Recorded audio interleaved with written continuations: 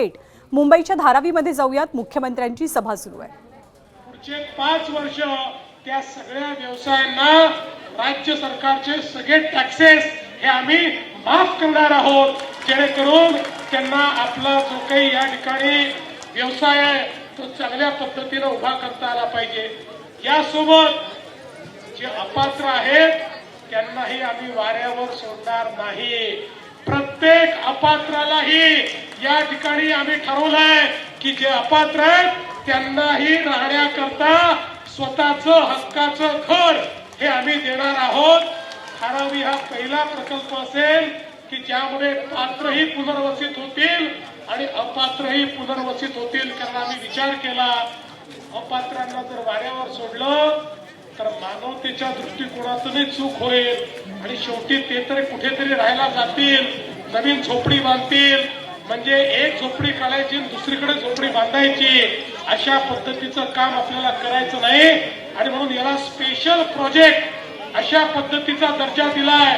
आणि तुम्हाला सांगतो, ही जी धारावी आहे ही कोणाला दिलेली नाही।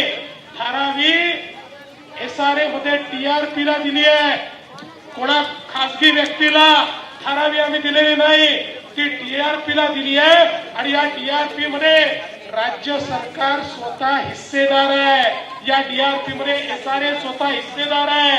त्यामुळे कोणीतरी विकासक या धारावीची जमीन लाटेल, कोणीतरी घेऊन जाईल, हा स्कोपच ठेवलेला नाही। या जमिनीच्या मालकीमध्ये आमची राज्य सरकारची, तुमची, राज्य सरकार म्हणजे तुम्ही आहात, तुमची मालकी त्या ठिकाणी आम्ही ठेवलेली आहे। त्यामुळे काळजी करू नका। जे लोक तुम्हाला सांगतात की तुमची जमीन विकून टाकली, कोणाला देऊन दिली, त्यांना फक्त एवढंच विचारा, थोबाड वर करून आमच्याकडे येता, इतक्या वर्षात आमच्याकडे तुम्ही काय केलं हे सांगा। आणि मी तुम्हाला हा शब्द देऊन या ठिकाणून जातोय, प्रत्येक धारावीकराला घर दिल्याशिवाय आम्ही शांत राहणार नाही। आणि या निवडणुकीनंतर आन बान और शान के साथ मोदी जी को लाकर यहाँ पर भूमि पूजन करेंगे और एक एक आदमी का जीवन उसमें हम परिवर्तन करेंगे। आत्ताच आम्ही माननीय कामराज साहेबांना या ठिकाणी हार घालून श्रद्धांजली अर्पण केली आहे।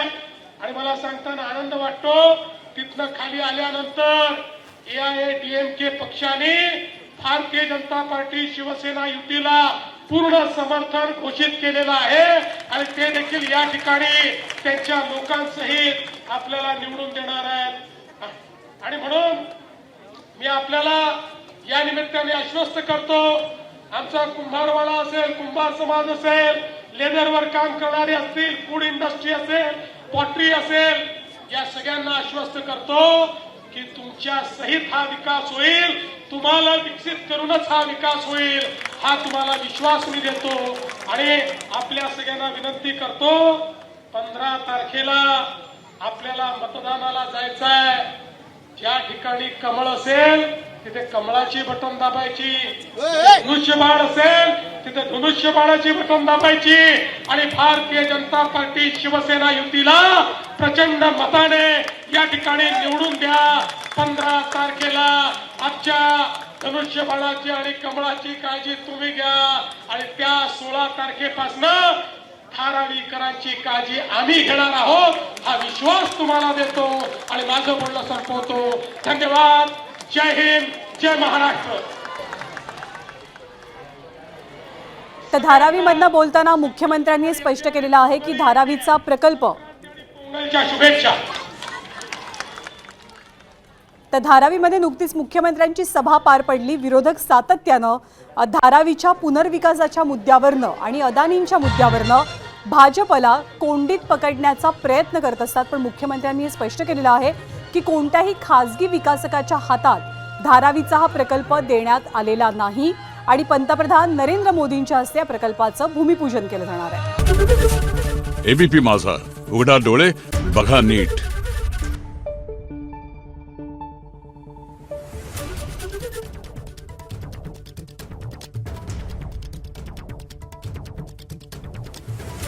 Thank you.